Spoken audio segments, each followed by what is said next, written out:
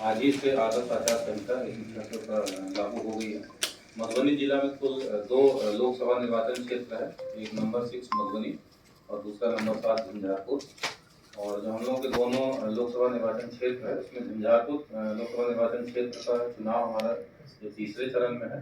कुल जो शेड्यूल जारी हुआ कुल 7 चरणों में है, तो हम लोग का झंझारपुर लोकसभा निर्वाचन क्षेत्र का तीसरे चरण में है और मधुबनी लोकसभा निर्वाचन क्षेत्र का 5वें चरण में है।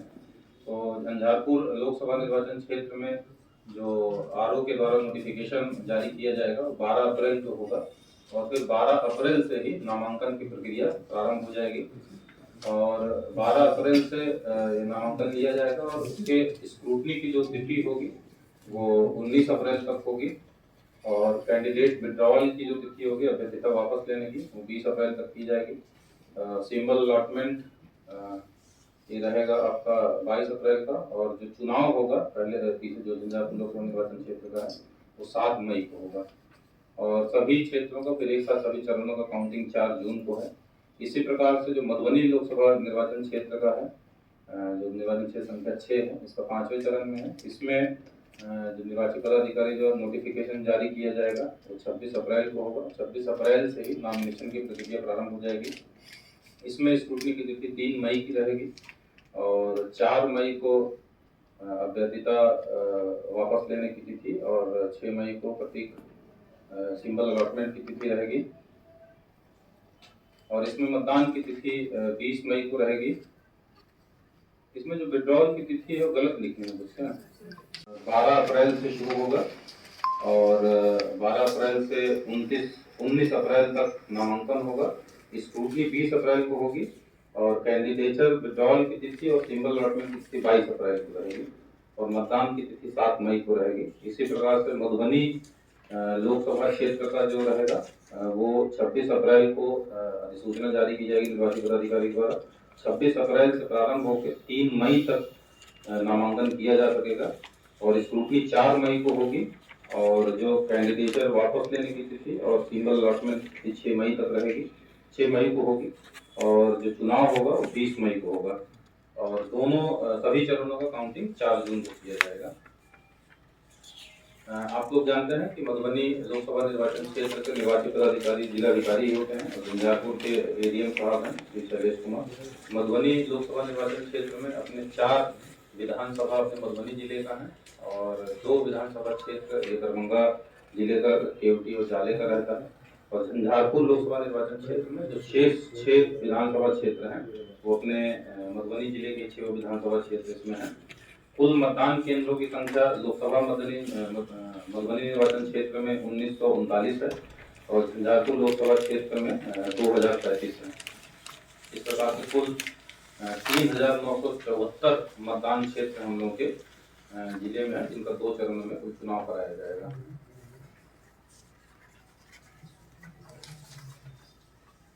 और जो पोलिंग स्टेशन लोकेशंस हैं ये 3974 मतदान केंद्रों का ये 2371 है जो पीएसएल है, क्योंकि एक पीएसएल पे कई जगह एक बूथ रहता है, कहीं 2 कहीं 3, तो इस प्रकार से 2371 प्लेसेस पे इस पे मतदान कराया जाएगा।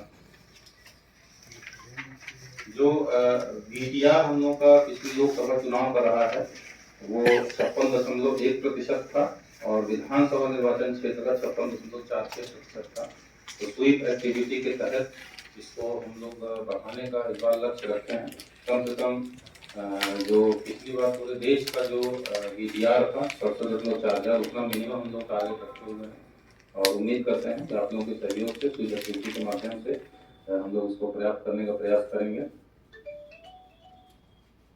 हम लोगों ने सफलतापूर्वक चुनाव कराने के लिए विधि व्यवस्था संधारण के लिए वल्नरेबिलिटी मैपिंग के लिए और जो भी असामाजिक तत्व हैं उन पर कड़ाई करने के लिए हम लोगों ने कुल 374 सेक्टर मजिस्ट्रेट्स की और सेक्टर पुलिस अधिकारियों की नियुक्ति की गई है। इनके द्वारा पूर्व से ये काम प्रारंभ कर दिया गया है।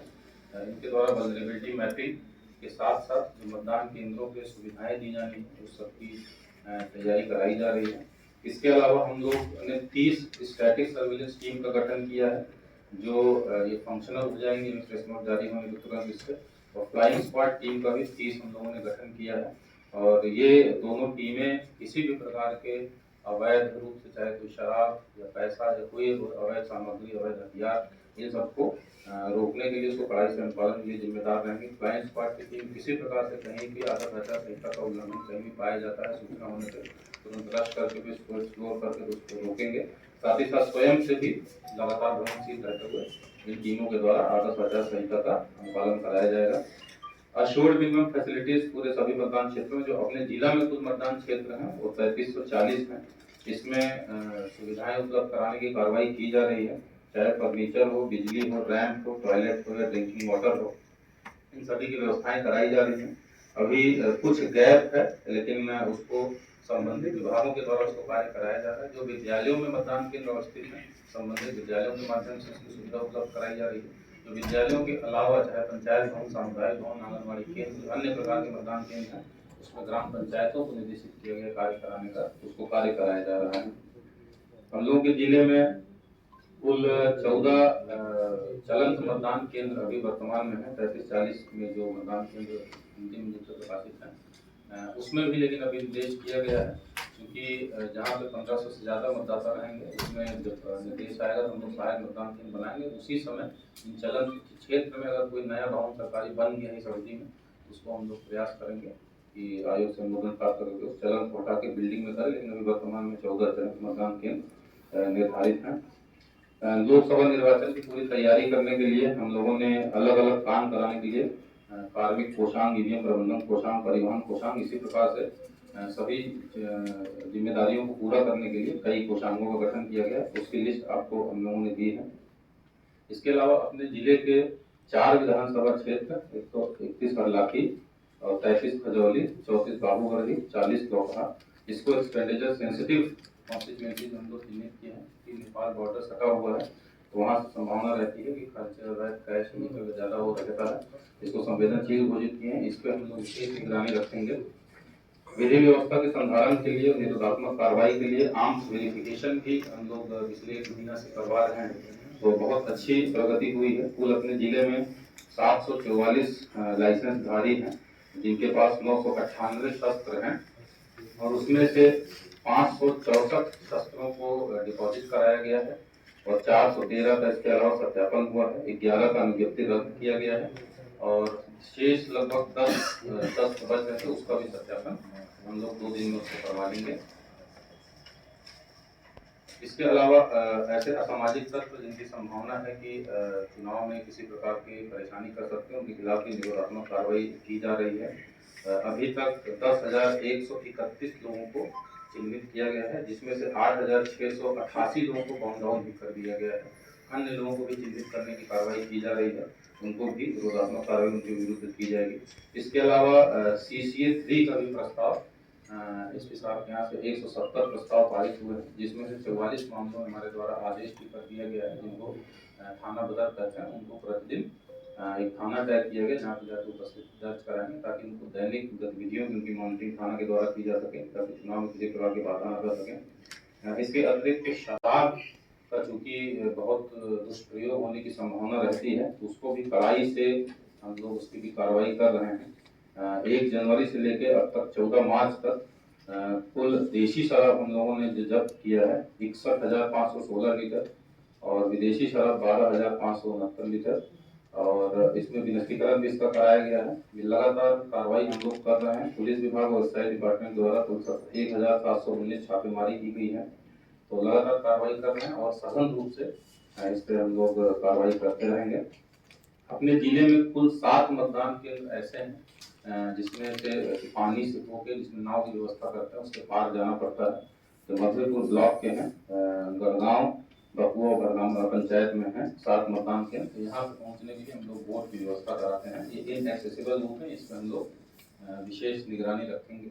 इसके अलावा आप लोगों को बता दें कि आदर्श आचार संहिता चूंकि अभी से प्रभावी हो गई है, लगातार हम लोग ड्राइव चलाएंगे ही, लेकिन कोई भी आम नागरिकों के लिए भी आप लोग जैसा कि जानते हैं, निर्वाचन आयोग के द्वारा सी विजिल ऐप जारी किया गया है। कोई भी व्यक्ति इस ऐप को डाउनलोड करके अपने मोबाइल में रख सकते हैं। कहीं भी उनको आदर्श आचार संहिता का किसी भी प्रकार का उल्लंघन करता हुआ दिखता है तो फोटो खींच के उसको डाल सकते हैं, और आयोग के निर्देश के आलोक में हम लोग 100 मिनट के अंदर उस पर उसके आलोक में तुरंत हम जाँच करा के कार्रवाई करते हैं। फ्लाइंग स्क्वाड टीम हम लोग की इसके लिए तुरंत तत्पर रहती है।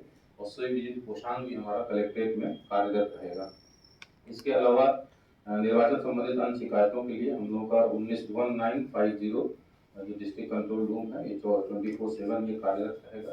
किसी प्रकार की किसी भी संबंधित, किसी को मतदाता सूची से संबंधित कोई शिकायत हो, कोई चुनाव से संबंधित कोई, उस पर भी कंप्लेन कर सकते हैं। बहुत बहुत धन्यवाद। सर, नेपाल दोहरी नागरिकता खास करके नेपाल के मतदाताओं का इंटरफेरेंस काफी ज्यादा देखने को मिलता है। क्या ऐसे मतदाताओं को हटाया गया वोटर लिस्ट से या फिर कुछ कार्रवाई की गई? ये आप लोग जान लें कि हम लोगों ने जो विशेष संक्षिप्त निरीक्षण विभाग की कार्रवाई कराई, उसमें डिलीशन जो है काफी संख्या में हम लोग इस बार कराए हैं। इतना डिलीशन पिछले भी विशेष संक्षिप्त निरीक्षण हुआ तो नहीं हुआ था। अभियान चला के ऐसे व्यक्तियों को कि जो लोग यहाँ नहीं रहते हैं, जिनकी मृत्यु हो चुकी है, जिनकी दूसरी प्रविष्टि है, सबकी हम लोगों ने अभियान चला के उनको रिलीज कराया है। तो इस प्रकार के मामले भी जितने थे उसमें हम लोगों ने डिलीशन की कार्रवाई की है। और भविष्य में भी अभी जब तक समय रहता है 10 दिन का, उसमें भी अगर कोई हम लोग संज्ञान में आएगा, किसी के द्वारा भी आवेदन प्राप्त होगा, तो हम लोग उसको भी कार्रवाई करेंगे। इस बार सर पेट्रोलिंग मजिस्ट्रेट को विलोपित कर दिया गया है। हाँ, इसमें जो अन्य क्षेत्रों में, अन्य राज्यों में यही होता था कि पोलिंग पार्टी होती थी, वही पोलिंग पार्टी ही पोलिंग मटीरियल भी और ईवीएम दोनों वही प्राप्त करती थी और वही ले जाके चुनाव कराती थी, फोर्स के साथ उसको रिसीव करती थी। ये केवल बिहार राज्य के लिए स्पेशल अरेंजमेंट पहले था कि एक पेट्रोलिंग कम कलेक्टिंग पार्टी रहती, पीसीसीपी जिसको हम लोग बोलते थे, उसकी व्यवस्था थी। लेकिन इस बार से अन्य राज्यों की तरह बिहार राज्य में भी वही मॉडल अपनाया जा रहा है। पोलिंग पार्टी को ही हम लोग ईवीएम देंगे, वही लोग लेके जाएंगे, फोर्स के साथ लेके जाएंगे। जिले में कितने सेंसिटिव बूथ हैं?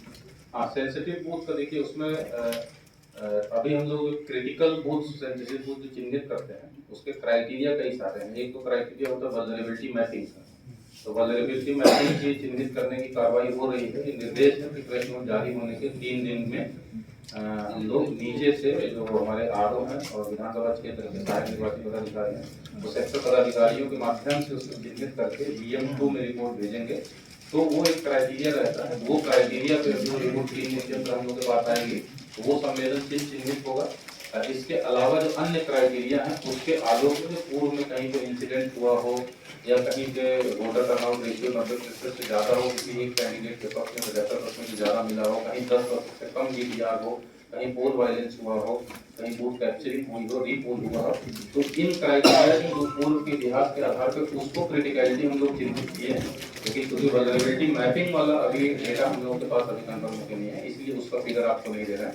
तो जब डेटा आ जाएगा उसको हम लोग उपलब्ध करा देंगे। इसके अलावा हम लोग कैंडिडेट से भी वरी लिस्ट लेते हैं, तो उनके कैंडिडेट का फीडबैक प्राप्त करके हम लोग क्रिटिकलिटी में संवेदनशील मतदान केंद्र में ऐड करते हैं, इसीलिए उसका डेटा हम लोग जो अत्यधिक उम्र के मतदाता हैं उनके लिए मतदान, जो अत्यधिक उम्र के मतदाता हैं उसमें उसके बाद लोग बताते हैं। आयोग का स्पष्ट निर्देश है कि मतदान केंद्र को और ज़्यादा, मतदान की प्रक्रिया को और ज़्यादा एक्सेसिबल बनाने के लिए आयोग के द्वारा एक तो मतदान केंद्रों में हम लोग रैंप की व्यवस्था करवा रहे हैं और अधिक से अधिक मतदान केंद्रों की व्हील चेयर की व्यवस्था रहेगी, ताकि कोई भी दिव्यांगजन आके वहाँ मतदान कर सकें, कोई भी अधिक उम्र के अगर उनको सीढ़ी चढ़ने की दिक्कत तो मतदान केंद्र कर सकें। साथ ही साथ पोस्टल बैलेट की भी सुविधा आयोग के द्वारा निर्देश दिया गया है। स्पेशली जो 85 वर्ष से अधिक के मतदाता हैं, उनको हम लोग फॉर्म 12D उपलब्ध कराएंगे और अगर उनकी इच्छा होगी तो वो मतदान केंद्र में अपना चॉइस दे देंगे, हम चुनाव के दिन मतदान केंद्र पर वोट करेंगे तो उनको उसके माध्यम से होगा।